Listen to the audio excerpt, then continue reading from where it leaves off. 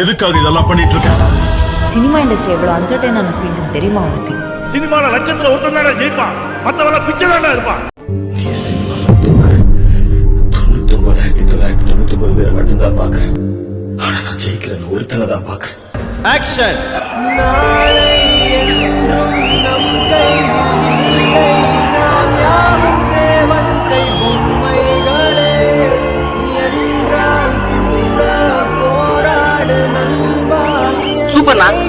ஊருக்குள்ள டைரக்டரோட அப்பான்னு சொல்லுவாங்கல்ல,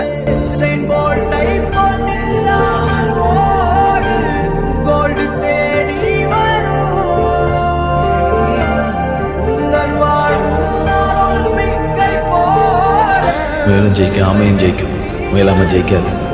ஜெயிக்கலன்னா என்ன பண்ண போறேன்னு கேட்டல, ஜெயிக்கிற வரைக்கும் முயற்சி தான் பண்ண போறேன். எவன் ஒருத்தர் ஆசைக்காக கஷ்டப்பட தயாராயிட்டானோ அவன் கண்டிப்பா ஜெயிச்சிருவான்.